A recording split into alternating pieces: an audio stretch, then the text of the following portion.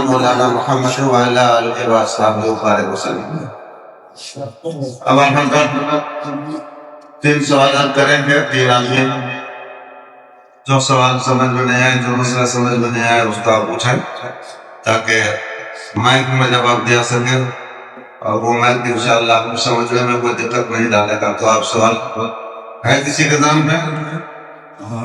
ہاں سوال ہے ہندو میں سال بھر اور سب ہے نا، اس میں پاون سود ویس چھتری سب ہے، ذات میں فرق ہے۔ ویسے مسلم میں بھی سب ذات فرق ہے، سب کیا انہوں نے کہا کہ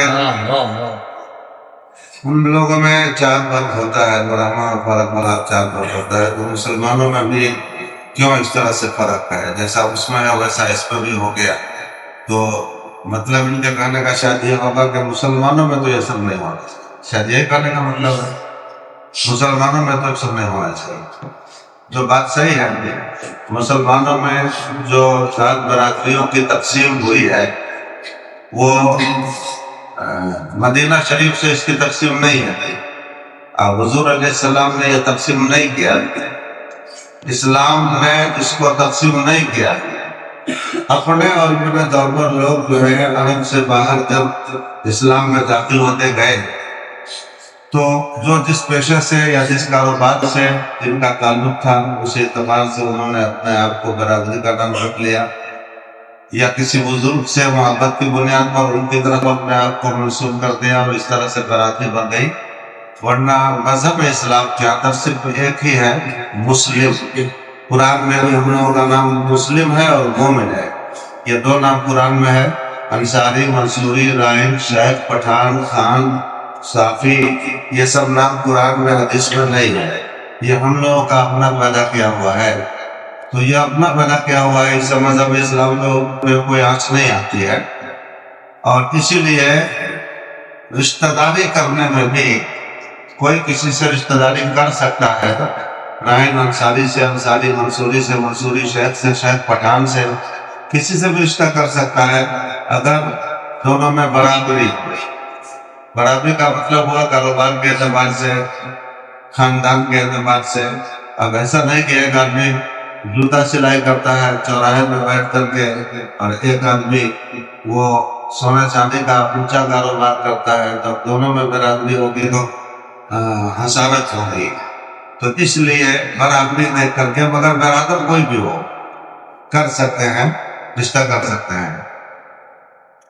ہاں یہ بات ہے کہ لڑکی کبھی بھی پیشہ کے اعتبار سے، کاروبار کے اعتبار سے لڑکا سے اوپر نہیں ہونا چاہیے۔ لڑکا بہت اوپر ہے تو چلے گا، لڑکی اوپر نہیں ہونا چاہیے، ورنہ ازدواجی زندگی میں، شوہر بیوی کی زندگی میں بہت زیادہ دراڑ پیدا ہوگی، اختلاف ہوگا، اور بہت زیادہ اس میں خطرہ ہے اس بات کا کہ عورت اس کی ماتحتی کو قبول نہ کرے، وہ سوچے کہ ہم کو اتنے کاروباری کی بیٹی ہے اور یہ تو فقیر ہے اور یہ چھوٹا ہے، مزدور ہے۔ تو اس لیے لڑکی زیادہ اوپر نہیں ہونا چاہیے، لڑکا بہت اوپر ہو تو تبھی چلے گا۔ کہنے کا مطلب یہ ہے کہ مذہب اسلام نے یہ تقسیم نہیں کیا ہے۔ آپ کا جو سوال ہے اس کی طرف ہم آتے ہیں، یہ مذہب اسلام نے یہ بٹوارا نہیں کیا ہے، ہم لوگوں نے خود اپنے طور پر کیا ہے، اس لیے رشتہ داری سب میں سب کی ہو سکتی ہے۔ یہ مذہب اسلام کی طرف سے بٹوارا نہیں ہے۔ سید اونچا ذات ہے، سید اونچی ذات ہے، سید اونچی ذات ہے، اس لیے کہ وہ حضور علیہ السلام کے خاندان سے ہے، اور حضور علیہ السلام کے خاندان میں ہونے کی وجہ سے ان کا رتبہ سب سے اعلیٰ ہے، ان کا مقام سب سے اعلیٰ ہے۔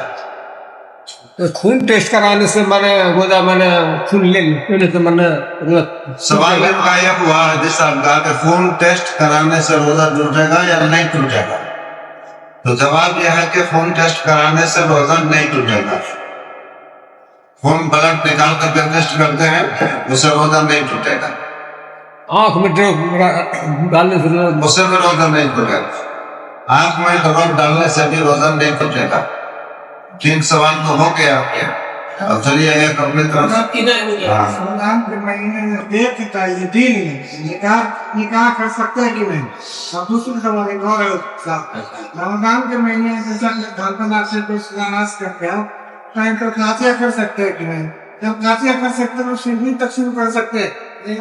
سوال ان کا یہ ہوا کہ رمضان کے مہینے میں گھر کی بنیاد ڈال سکتے ہیں کہ نہیں ڈال سکتے ہیں، تو فاتحہ کر سکتے ہیں کہ نہیں، فاتحہ کریں گے تو شیرنی کا کیا کریں؟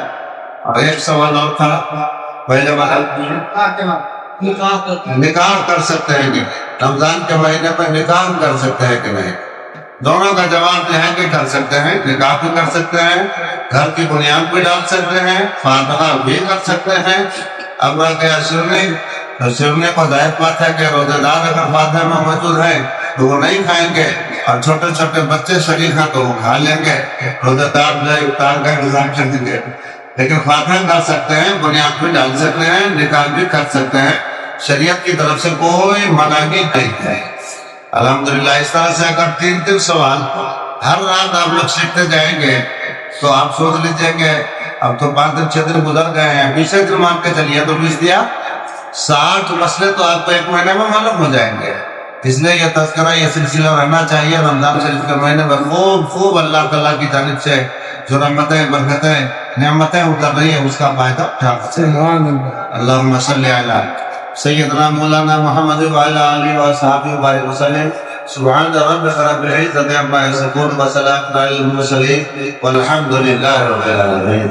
اسی طرح کے اسلامک ویڈیو دیکھنے کے لیے ہمارے چینل کو سبسکرائب کر لیجئے اور بیل آئیکن کو دبانا نہ بھولیں۔